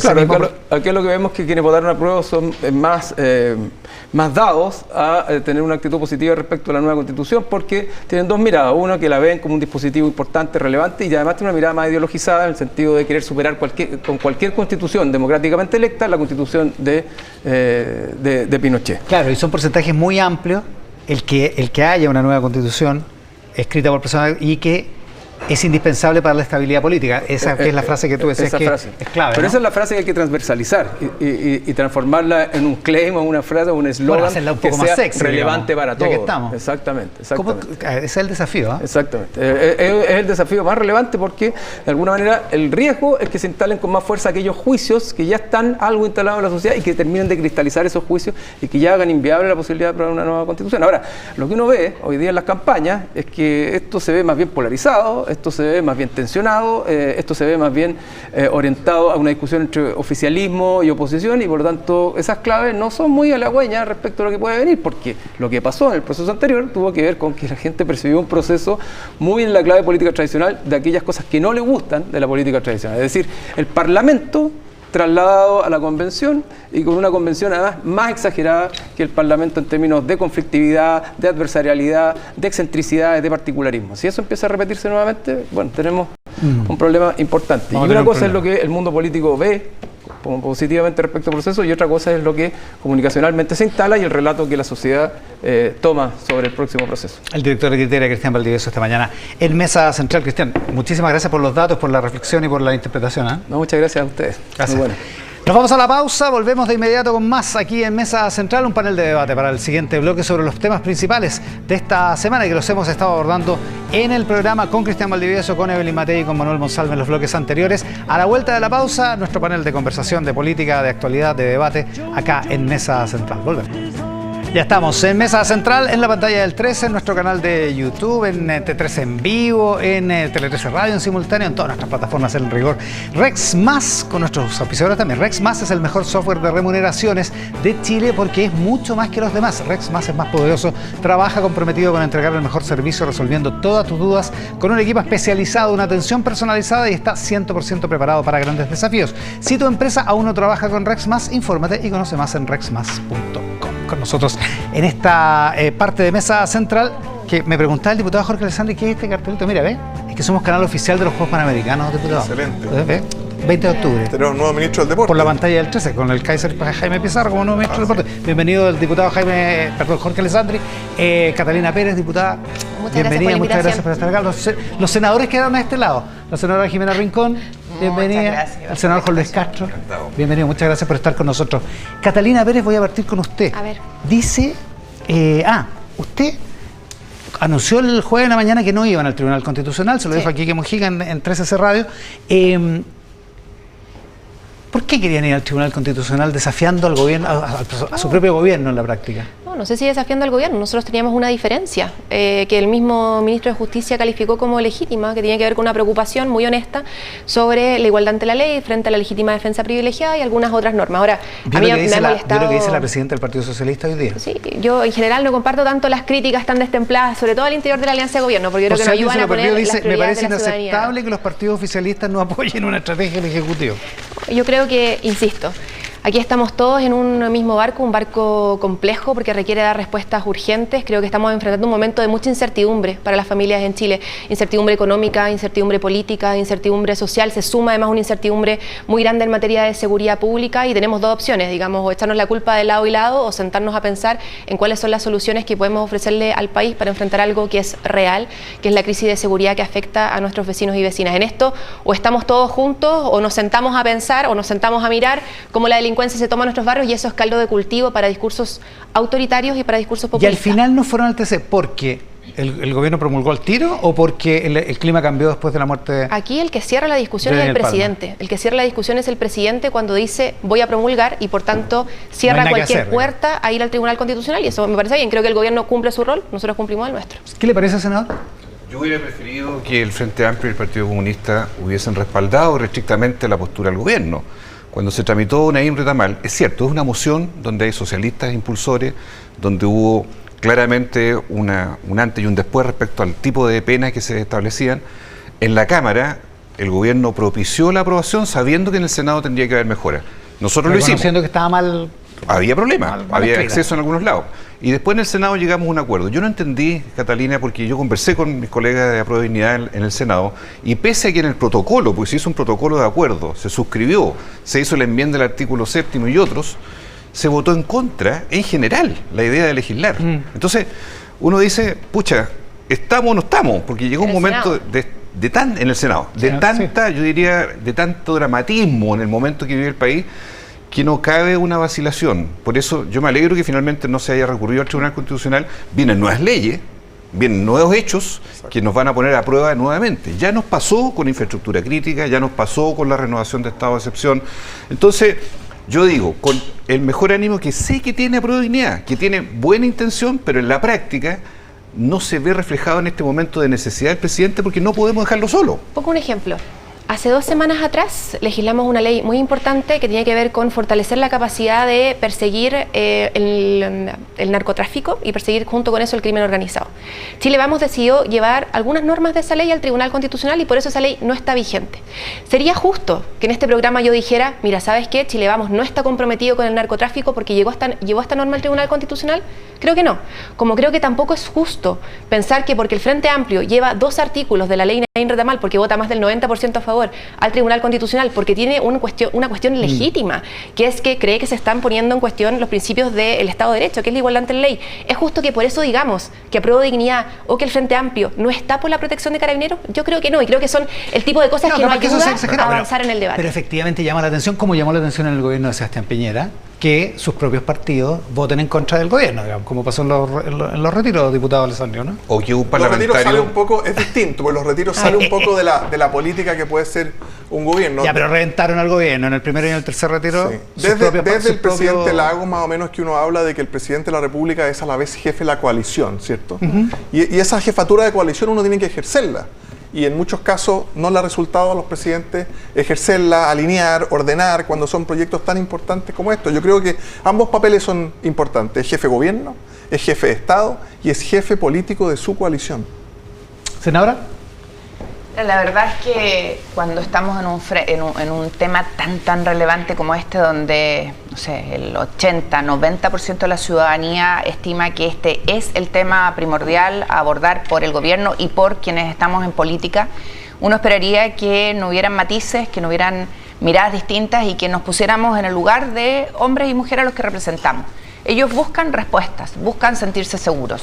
Y la verdad es que en todos los ejemplos que uno pudiera poner encima de la mesa, hemos tenido a la coalición de gobierno fraccionada, este proyecto, el último, Nain Retamal, que son 2 mociones donde hay parlamentarios de todos los sectores. La diputada Joana Pérez, una de las grandes impulsoras, la verdad es que también es cuestionado y no es acompañado por los actores del gobierno.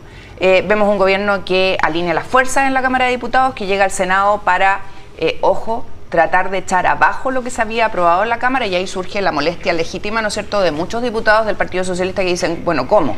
O sea, nos piden que aprobemos y después en el Senado quieren que retrocedamos. El gatillo fácil, esa frase. Y esa frase que, sin lugar a duda, despertó, ¿no es cierto?, todas las alertas, hace a la ciudadanía reflexionar y decir, ok, no gatillo fácil, que ruleta rusa, o sea, que sea lo que sea en la calle, y yo creo que aquí necesitamos conducción, y aquí echo de menos que el presidente no nos convoque. Ya, pero más allá de la frase, No. o sea, objetivamente, el exceso policial era un riesgo, digamos. Es que cuando tú miras el proyecto y todas las modificaciones que se le hacen en la discusión, no había un exceso, estaba regulado. Además, ojo, el gobierno iba a ingresar, supongo que lo va a hacer esta semana, el proyecto de ley de reglas de uso de la fuerza, que, ojo, es una parte así de lo que debiéramos abordar respecto de todo el tema policial. Y cierro con esto. Sí. Un presidente que tiene todas las características, ¿no es cierto?, de ser jefe de Estado, jefe de coalición, etcétera, debiera convocar a construir un gran acuerdo, no a una tregua. Y perdonen que lo diga acá, el presidente nos invita a todos los presidentes de partido a La Moneda, concurrimos, pero ya estaba anunciado el paquete de medidas. Y uno dice... ¿Para qué fuimos entonces? ¿Para qué fuimos? Para pactar que no vamos a seguir en esta tregua. El presidente anterior hablaba de guerra. Yo creo que aquí lo que tenemos que hacer es construir un gran acuerdo donde las personas estén en el centro y la seguridad pase a ser un tema en el que todos nos comprometemos. Solamente decir que vivimos un momento en que la clase política, los que estamos en esta esfera de todos los sectores, tenemos un repudio ciudadano no menor. ¿Por qué? Vio lo que le pasó al diputado Soto ayer en Rancagua. Exactamente. Y por muchas razones, hoy día se nos urge, se nos pide generar condiciones de acuerdo. El presidente, a mi juicio, está haciendo todo el máximo esfuerzo posible, pero está en un momento de debilidad. Seamos sinceros, el gobierno está débil. Y por ende, necesita que sus 2 coaliciones se encuentren. Y nosotros queremos en eso estar unidos con Apruebo Dignidad. ¿Nos ha costado? Claro que nos ha costado. ¿Usted dice que le da vergüenza que la coalición no apoyara al presidente? Es que claro que me da vergüenza, pues. ¿Cómo no da vergüenza que un diputado salga a la calle a marchar en Valparaíso en contra de la ley Nain Retamal? Y es del Frente Amplio. ¿Cómo voy a...? El presidente del Frente Amplio. Claro. El presidente del partido del gobierno. Eso no tiene ninguna explicación. El diputado Diego Ibáñez. Entonces, yo creo que ahí está el punto. ¿Cómo, palabras más, palabras menos, tal vez en nuestro debate con posiciones distintas, confluimos en que ahora es necesario de una vez que las cárceles, que Gendarmería, que el gobierno, que la inteligencia, que las 10 leyes que se van a proponer, aprobémoslas con enmiendas, pero aprobémoslas. Ahora, pero a lo mejor, Catalina Pérez, hay diferencias que son legítimas, digamos. O sea, yo creo que somos una... A lo mejor hay algunas que son impopulares, pero son legítimas. Sí. Yo siempre llamo además como a bajar el volumen o desdramatizar las diferencias que tenemos al interior de la alianza de gobierno cuando estamos en un proceso en que necesitamos responder a las urgencias de Chile. Además, sobre todo en proyectos que no son del Ejecutivo, que uno podrá tener una mirada distinta, legítima, insisto, en su trámite. Y eso no nos vuelve ni enemigos, ni genera un quiebre en la coalición, como leí profusamente en varios medios de prensa hoy día. Yo no creo que estemos en ese estado, una fractura.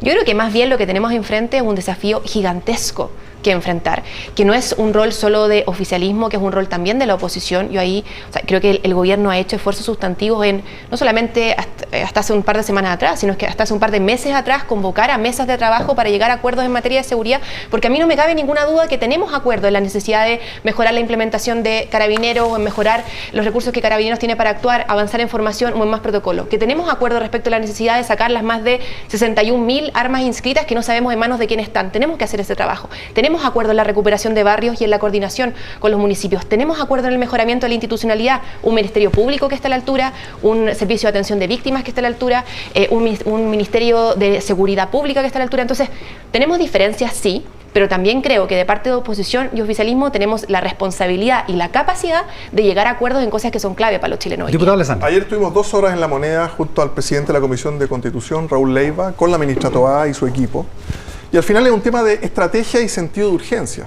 Ellos tienen claro las cosas que quieren acelerar en el trámite legislativo, las cosas administrativas, los cambios de protocolo. Yo le planteaba a la ministra ayer, va a gastar meses convenciendo al Partido Comunista y a una parte más dura del Frente Amplio en que hay que aprobar ciertas leyes. Yo le decía, no es necesario. Si en materia de seguridad, ministra Toá, usted no va a tener oposición de nosotros. Todo lo que fortalezca Carabineros, la institución, los protocolos, mejores armamentos, mejor preparación, mejor persecución penal, a propósito de lo que dijo Valencia, el fiscal nacional, va a tener los votos acá. Entonces decida usted, ministra Toá, ¿se va a demorar 1 año y medio de los 3 que le quedan en aprobar proyectos con tira y afloje, o los va a aprobar con los votos de Chile Vamos, con los votos del centro, con los votos, y va a apurarlos en 2 meses en vez de 1 año y medio? Sonríe, diputada Pérez, ante esa perspectiva. ¿Sería muy terrible? Que digo que una parte del oficialismo... No, pero a mí lo que me causa un poco de estupor es en el fondo la caricaturización. Si aquí no hay un Frente Amplio o un Partido Comunista que no esté comprometido con la seguridad pública. Hay un debate que debiese tener mucha más altura de mira respecto de cuál es la solución más eficiente y más adecuada en el corto, mediano y largo plazo para fortalecer el rol de Carabineros y para garantizar seguridad a las personas. Y a mí no me cabe ninguna duda que no es que el diputado Alessandri no esté de acuerdo con los derechos humanos y yo esté de acuerdo con los derechos humanos. No es que yo no quiera que Carabineros esté haciendo su trabajo y que el diputado Alessandri sí. Tenemos opiniones distintas en un montón de cosas, tenemos acuerdo en un montón de cosas. Entonces esta suerte de caricatura a mí me parece que banaliza mucho Catalina, el debate público y creo que no es lo que los chilenos y chilenas esperan de nosotros. No es caricatura. Voy a usar el ejemplo que tú usabas. La ley del crimen organizado y el TC por parte de parlamentarios de Chile Vamos. ¿Cuál era la razón por la que iban? El uso de cannabis medicinal, dentro de una ley macro que no tenía que ver con eso. Y la metieron ahí, ¿por qué? Porque no podían avanzar en otro espacio. En el caso de Naim Retamal, la razón por la que recurren ustedes a el TC es por el artículo... Bueno, el corazón del proyecto, que era la legítima defensa privilegiada. No era la legítima defensa privilegiada, porque la legítima defensa privilegiada yo creo que no sé si necesariamente tiene un problema de constitucionalidad. Nosotros íbamos al Tribunal Constitucional por las reglas de determinación de la pena, que establecían una forma de determinación distinta para un sujeto respecto del otro, que esa es la discusión constitucional que era al final el corazón del proyecto, la igualdad en la ley y el acceso a la justicia. Pero Catalina, era al final el corazón del proyecto. ¿Por qué? Porque lo que nosotros estábamos diciendo, nosotros, los autores del proyecto, y luego nosotros convinimos en el Senado la indicación, que además la habíamos presentado a las 6 de la tarde junto al senador Walker, es que en el ejercicio de sus funciones, las fuerzas de orden y seguridad, pues no son solo Carabineros, tienen que tener un trato distinto, porque ellos están cumpliendo un deber. Lo que acaba de pasar ayer. Esa es la discusión conceptual. Ayer tuvimos un ejemplo específico de esa situación. Entonces, yo creo que es importante, si queremos responder a la ciudadanía, que demos respuestas eficaces. Hay un punto Castro y contesta Catalina. Lo que no puede haber, Iván, es una izquierda, un sector de la izquierda atrapada en el antimilitarismo y en el anti-carabinero, producto del estallido social o producto de la historia de 50 años que se conmemoran en esta oportunidad. No podemos. Para mí es impensable quedar capturados desde la izquierda en esa imagen histórica que sitúa finalmente la indignación, la transforma en odiosidad, que todavía existe. Admito que hay sectores que piensan así, pero creo que en el Congreso es posible poder construir ese acuerdo que aquí estábamos señalando sobre la base, por ejemplo, de aplicar norma concreta. Cuando me dicen a mí los migrantes, el fiscal nacional, la norma que acaba de establecer. Claro, los tribunales van a tener que decidir. Un migrante regular imputado se pide prisión preventiva. Hoy día es como Pedro por su casa. Y esto no es un problema de xenofobia, porque hay gente que dice, no, usted le va a violar los derechos humanos. Admito que hay un problema con las cárceles. La capacidad de las cárceles está claro, está sobrepasada. O sea, metemos 2.000, 3.000 personas más a la cárcel. Pero seamos sinceros, cuando las cifras nos dicen que hoy día el 25% de quienes son formalizados, ¿verdad?, en el Ministerio Público son migrantes y la mitad de ellos son irregulares. Porque hay más de la mitad de desconocidos. Y en Chile no hay 25% de población migrante, mucho menos, cerca del 10%. O sea, tenemos un problema estructural que hay que combatirlo. Catalina Pérez. Varias cosas. Yo creo que efectivamente tenemos hoy día un problema estructural con el manejo de la gobernanza migratoria. Yo creo que eso además es algo de lo que el gobierno se ha estado buscando hacer cargo. Nadie podría decir que es un problema de hace un año atrás.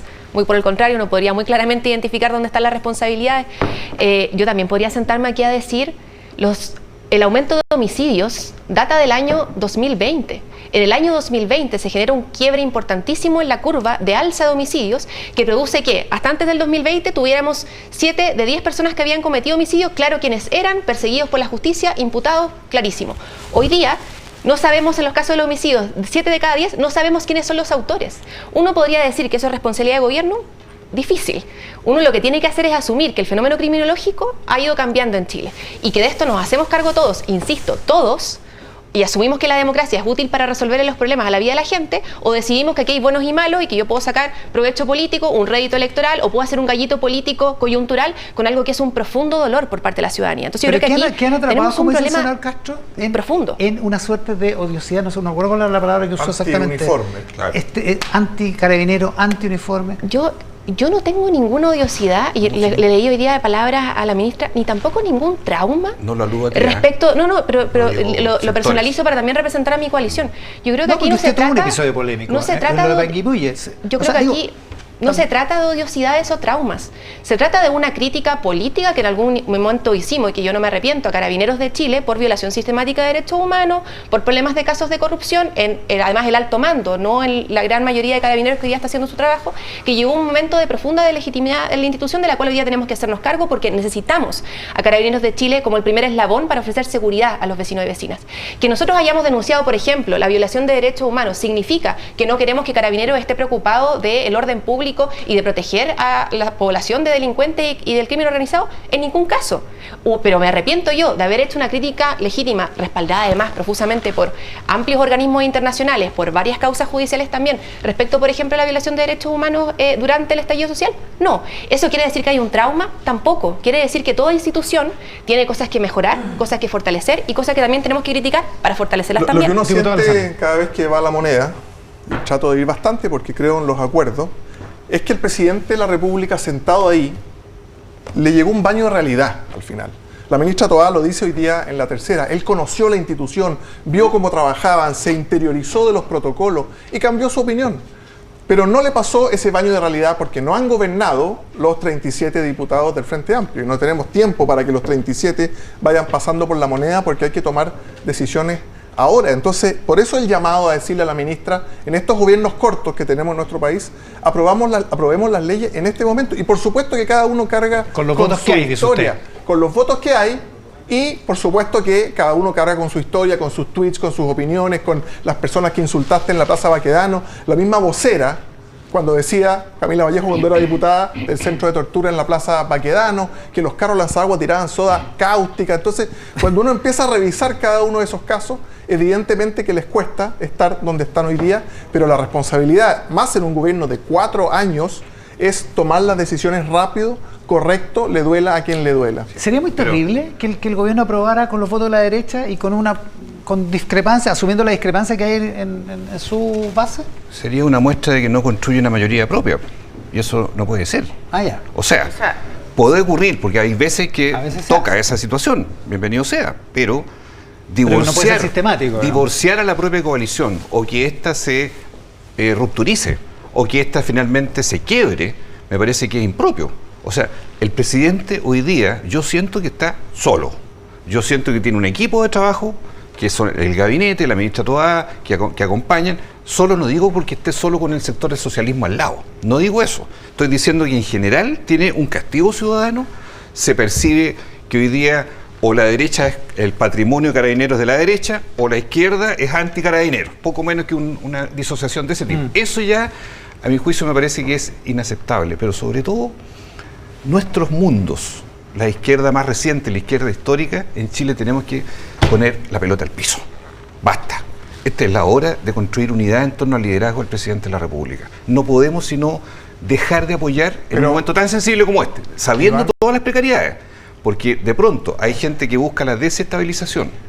Hay gente que alienta de algún modo también que los propios carabineros reaccionen. En otros países se ven huelgas de carabineros. Aquí eso no se ha visto.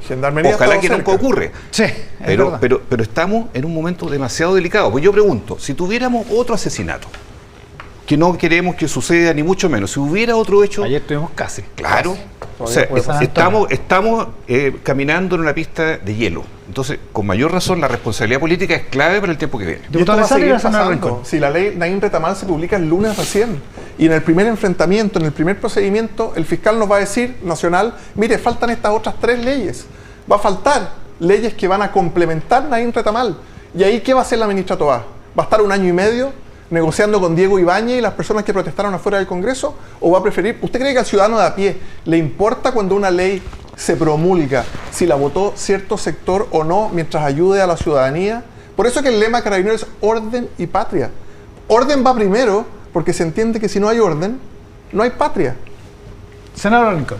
Yo creo que uno tiene que revisar las cifras y ver qué es lo que ha estado pasando en el último tiempo. Nadie puede decir que la situación que hoy día vivimos nació este año, el año pasado, pero también es importante señalar cifras que no son mías, que entre el 1 de enero y el 26 de junio de 2022 se registraron 403 homicidios, vale decir 28,7% más que el año anterior.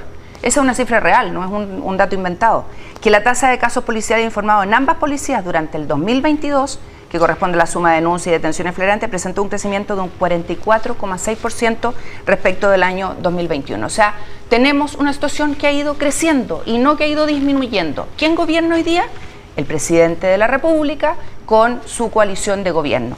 Y a ellos les tenemos que decir que es responsabilidad de ellos abordar estos temas. Por ejemplo, es que es importante, Iván, en materia de presupuesto, el aumento de dotación de funcionarios de la Fiscalía, tema que planteamos en el Senado de la República, no se quiso aumentar.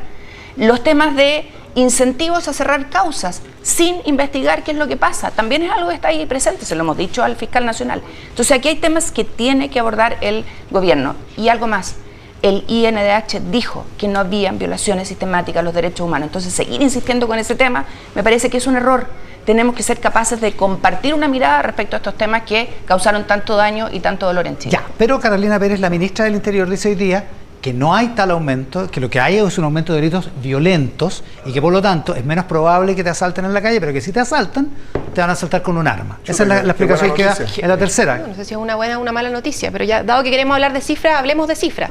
Hablemos del 4,4% histórico que este gobierno, no el pasado, no el anterior, aumentaron en materia de seguridad. Hablemos del 56% de reducción de ingreso ilegal por la frontera norte a nuestro país. Hablemos de la reducción de un delito entre el 26 y el 46% de la intervención del gobierno de Chile en barrios críticos. Entonces, no me pueden decir, o de los 1.500 millones de dólares que el presidente acaba de anunciar para trabajar en mayor equipamiento y formación para las policías, que es lo que la misma policía ha dicho que necesita. Entonces, no me pueden venir a decir que el gobierno del presidente Gabriel Boric no tiene compromiso con la agenda de seguridad, como yo tampoco me voy a atrever a decir que el presidente Sebastián Piñera, el expresidente Sebastián Piñera, pese a sus cifras, no tenía un compromiso con la agenda de seguridad. Lo que tenemos que trabajar hoy día de parte de todos los sectores es cómo enfrentamos un nuevo fenómeno criminológico.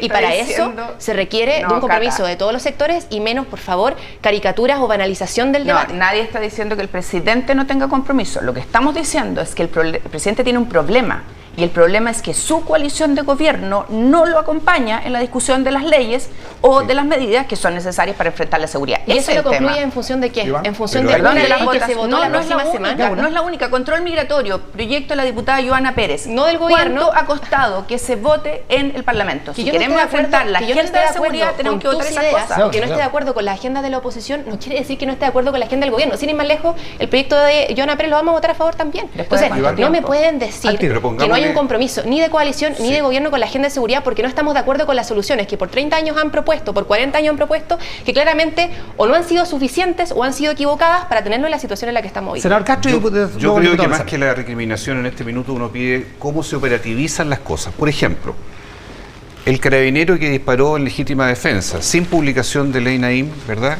Y que va a someterse a proceso desde mañana, el sentido común, el escaso sentido común, dice que tiene que estar acogido a esa ley. Así es. Obviamente, y esa es la disposición que debe haber en el Tribunal de Justicia. En el caso de San Antonio. San Antonio. Dos, preso en su casa ¿qué en este hacemos? momento. ¿Qué hacemos Sí. con esos solo 2.000 efectivos que saben dentro de Carabineros manejar las UCI, las subametralladoras que se van a reflotar y tienen que comprar nuevas? Además, ¿qué hacemos con los carros policiales? ¿Qué hacemos con los carros policiales blindados para lo que viene ahora? Si van a ir 3 adentro y el que va atrás entonces va a quedar encapsulado porque las puertas de atrás no se pueden abrir. Una cosa súper simple y operativa. ¿Qué hacemos con los blindajes? El blindaje, que es parte de las medidas de protección, requiere un tiempo. Es otro vehículo, requiere otra logística, es un vehículo pesado. Si después de las 21 horas no va a haber ronda, porque así se comunicó. En moto, al menos. En moto. O sea, caramba el estado en que está el país.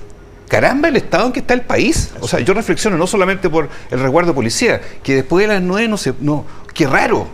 No es entendible el momento. Por eso no quiero dramatizar, pero creo que el momento es demasiado dramático para proponer que vengan más cosas sin tener criterio de unidad para enfrentarlas. Diputado Me escribe, concuerdo con el senador Castro en entender la situación en que estamos. Me escribe la señora, un carabinero de San Antonio, para relatar un poco lo que pasó anoche.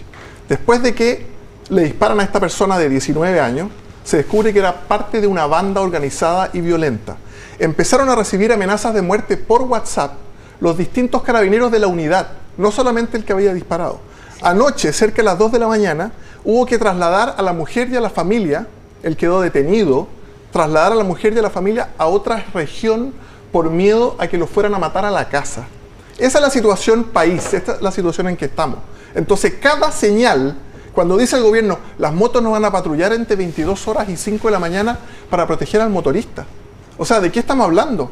Y si van 3 en un radio patrulla, bueno, habrá que ver cómo esa presencia policial o esa oferta policial no se ve disminuida.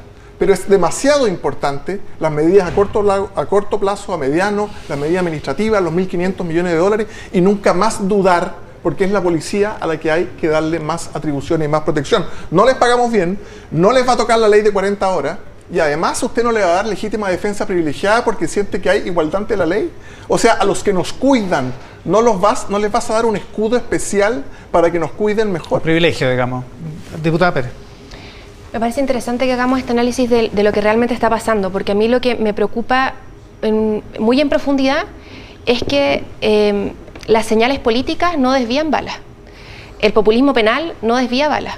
Leyes efectistas no desvían balas. Lo que desvía balas es casco, son cascos nuevos. Lo que desvían balas son compra de vehículos para que puedan hacer su trabajo. Lo que desvían es que tengan un equipamiento de la talla adecuada para el caso de las carabineras mujeres. Lo que desvía balas es que Carabineros de Chile cuente con respaldo político, sí, pero que por sobre todo cuente con protección física para poder hacer su trabajo. Que se invierta lo que no se ha invertido en Carabineros de Chile para que puedan hacer su trabajo. El mejoramiento de protocolo. Leí hace muy poco a un ex coronel de Carabineros, Daniel Soto, si no me equivoco, que reflexionaba respecto de cuáles son las medidas efectivas para realmente poder proteger a las policías. Y no va a ser la reflexión del delincuente respecto de si opta o no una medida alternativa. No va a ser la reflexión del delincuente respecto de si son 5 o 7 años de condena a los que se arriesga. Ojalá fuera así, pero lo que la experiencia ha demostrado es que el mero aumento de penas o la mera modificación del sistema procesal no hace que un delincuente violento deje de disparar, y lo que necesitamos es que cuando dispare Carabineros esté preparado para no arriesgar su vida, sino que para frenar el delito, y eso es lo que no estamos pudiendo hacer hasta ahora. Senador Castro, y después la senadora Rincón. Hay 3 cosas a mi juicio que hay que hacer muy pronto y que creo que están en la mente del presidente. Uno es que el Código Penal, y compartiremos todos, que de una vez por todas hay que hacer una reforma profunda, no por pedacito o por salame como se está haciendo ahora. 2, que el problema de la migración irregular todavía no está controlado, seamos sinceros. Todavía hay mucho delito asociado a migración irregular. 3, que las cárceles son nido de delito vigente todos los días, vivito y coleando. Y las cárceles hoy día están como están, donde no hay ninguna rehabilitación prácticamente, porque no hay capacidad ni de hacer inteligencia adentro, ni de detectar esas operaciones, y cada cual hace lo que quiere desde dentro de las cárceles. Esos 3 ámbitos me parece que debieron estar en la agenda, rápidamente, porque son del sentir ciudadano. Senadora Rincón, para que cerramos. Yo creo que es importante entender que aquí se necesita un conjunto de medidas y es lo que tenemos que acordar. Por un lado, el tema presupuestario de Carabineros, tuvimos que pelear el aumento, y te recordará Juan Luis, porque no venía aumentado, y la verdad es que si uno mira la trayectoria, ahí hay mucho que revisar. Aumento de presupuesto para mayor equipamiento, sin lugar a duda. Tenemos que blindar todos los vehículos de Carabineros. La mayor que murió por un disparo que traspasó el vidrio de ese suboficial Rita Olivares. Suboficial Rita Olivares. Eso no puede ser. El tema de los cascos, los chalecos, todo eso, perfecto. Pero si no tienen protección para actuar, la verdad es que va a lo mismo, porque no van a hacerlo. ¿Cuántos carabineros se han retirado año tras año por miedo a lo que puede significar salir a patrullar? ¿Y qué es lo que han hecho? Como ha aumentado el tema de inseguridad, se han ido a trabajar en el sector privado. Y ese es un tema que también hay que abordar. No solo las leyes en materia de seguridad pública, sino que también en materia de seguridad privada. Tenemos una ley en el Senado en materia de guardias privados que no ha avanzado y tenemos que impulsarla. Y creo que tenemos que concordar que hoy día el principal tema de la ciudadanía es la seguridad. Los extranjeros formalizados en los 4 años, ¿saben cuánto han aumentado? Más de 270%. ¿Por qué? Por crímenes calificados, por simples delitos y por homicidio en el caso de víctimas de violencia en las mujeres. Entonces, no nos tapemos los ojos. Aquí tenemos un problema de seguridad. ¿Quién tiene que conducir? El presidente de la República. ¿Cómo lo acompañamos? Respaldando una agenda que responda a la demanda de la ciudadanía. La senadora Jimena Rincón, el senador Juan Luis Castro, el diputado Jorge Alessandri y la diputada Catalina Pérez. Se nos acabó el tiempo, lo lamento mucho, pero muchísimas gracias por haber estado con nosotros esta mañana. Gracias. Nosotros nos vamos. Entonces, terminamos esta edición de Mesa Central. Como habrán notado, estamos terminando antes, porque empezamos antes, cambiamos de horario a partir de este domingo. No vamos a confundir más la opinión pública, de ahora en adelante vamos todos los domingos, Jesús, a las 10 de la mañana. Me encanta tu banda sonora, además de tus programas. Hoy día los Beatles, ¿por qué los Beatles mañana se celebra un aniversario de la disolución de los Beatles? Claro que el sí. 10 de abril. Debería estar en tu soundtrack también ahí de Mesa Central. Deberíamos hacer. Sí. Tenemos uno en Sí, Apple po. Music, sí. Y en Spotify también. Para que está. vea. Oye, lo que sí les digo es que a partir de este domingo estamos a las 10 de la mañana con Mesa Central, lo que hace que estemos precedidos de Tele 13 a la hora y seguidos de Tele 13 a la hora, que es la razón por la que María Jesús Muñoz está acá. Luego viene la franja electoral y después Tele 13 tarde, ¿cierto? Exactamente. Esa Tenemos es la- ahí una parrilla bien. Esa es la contundente. seguidilla. Así que nada, y saludamos, por cierto, a nuestros auspiciadores en Mesa Central. Si tu empresa está pasando por dificultades financieras, hoy existe una nueva alternativa. En Reset Chile saben que las buenas ideas merecen una segunda oportunidad y con un proceso concursal de reorganización puedes salvar tu compañía. Con su asesoría podrás estabilizar, potenciar y fomentar el desarrollo de tu negocio, porque Reset Chile es un nuevo comienzo para cada empresa. El final de Mesa Central en la pantalla del 13, en T13 en vivo, en simultáneo en Tele 13 Radio, en todas nuestras plataformas. Llega hasta acá, luego viene María Jesús Muñoz con Tele 13 a la hora. Que tengan un estupendo resto